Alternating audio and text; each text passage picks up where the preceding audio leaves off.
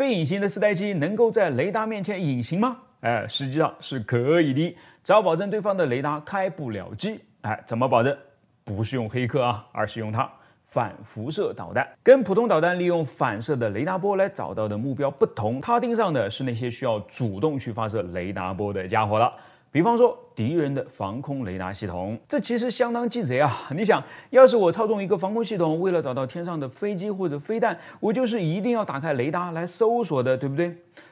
你吃准了这一套，于是就发明了一样武器，它专门就盯着哪边有发射雷达波呢，就往哪边砸下去。你说现在我这雷达到底还敢不敢再开机了啊？不开机吧？那你不随便就飞到我头上来撒野了吗？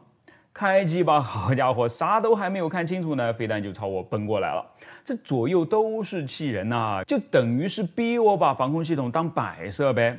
是的，这就是反辐射导弹在干的事情啦。实际上，能不能真的将敌人的防空系统彻底摧毁，倒并不是它的全部目的，而是只要吓得你不敢开机，不敢长时间的开机，我就赢了，我就能够掌握制空权了。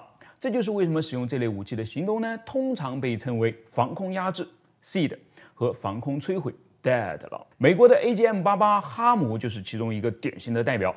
最近的证据表明啊，它已经出现在了俄乌战场。乌克兰通过某种渠道，显然是得到了一批哈姆反辐射导弹，以及经过改装的发射载具，从而在短时间之内呢，就摧毁了俄罗斯部署在此处的数十套先进防空系统，可谓损失惨重啊。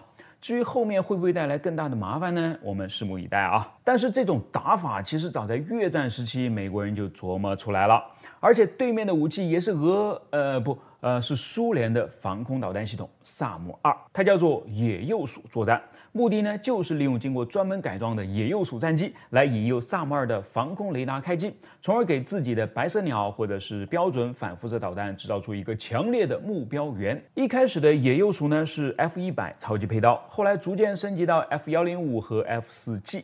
虽然速度是越来越快，性能也是越来越好啊，但是他们毕竟还是要靠人来驾驶的嘛，引蛇出洞的危险性呢，还是要靠飞行员来扛。这慢慢的就有点扛不住了。在当时的美军，飞满100次任务呢，被认为是一次完整的战斗之旅，就可以为自己赢得一张回家的机票了。但野鼬鼠飞行员面对的危险如此之高啊，以至于有时几乎不可能达到这个数字了。他们自己就经常开玩笑说，当你飞到第66次任务的时候呢，你就已经被击落2次，被俘虏1次了。所以这种事情能不能不让人干呢？AGM-88哈姆就有点这个意思了，它有的时候就是在没有考虑特定目标的情况下，就被发射到战机前方的敌对空域当中去了，在这里提前等着别人的防空系统上线，然后再改变方向，朝着它检测到的那个雷达波的发射源飞过去。即使对方立刻意识过来，马上就切断了防空雷达的电源，哈姆也能够继续飞向目标在消失前那个最后的一个已知位置了。像不像是专门碰瓷的啊？我感觉挺像的啊。但是这种碰瓷呢，还是不够高级啊。它有2个问题，一是这毕竟还是一枚导弹嘛，留空时间不会太久的。要是半天没有找到碰瓷对象，不就浪费了吗？二是我们刚才也说到了啊，对方关机，它照样也会飞过去。这好也不好啊。好的是，万一对方无法移动或者移动得太慢，你关机了，我也照样能够逮到你啊。坏的是，万一我躲得要是快呢？你不就白炸了吗？那有什么更好的方案吗？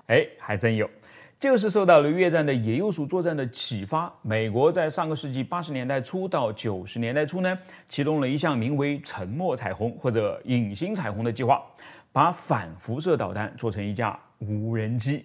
你看，就是这个样子的。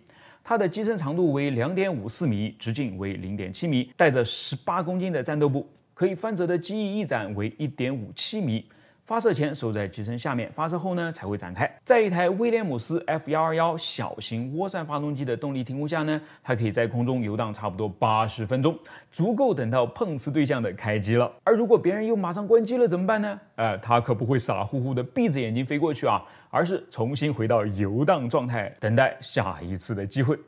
你要问，要是这80分钟之内它都没有等到对方的雷达开机呢？岂不也是亏大了吗？哪里啊，你怕是中了他的计了吧？80分钟空荡荡的天空还不够他的友军干点啥吗？沉默彩虹要的就是你这80分钟的不敢开机啦。哎，对了，沉默彩虹，这沉默2个字你熟不熟悉啊？还记得前几天我们讲的沉默之蓝吗？哎，洛斯罗普的那家嘛。对了，他俩就是一家亲啊，也是 DARPA 外包给诺斯罗普的项目啦，连结局都是相似的啊。总之，他没过多久呢，也就被取消了，原因也是各种的说不清道不明，直到现在都云里雾里。我突然就有一个假设，哎，你说他会不会是故意玩失踪的呢？指不定哪天就又重新出现了。好了，今天的故事啊就分享到此了。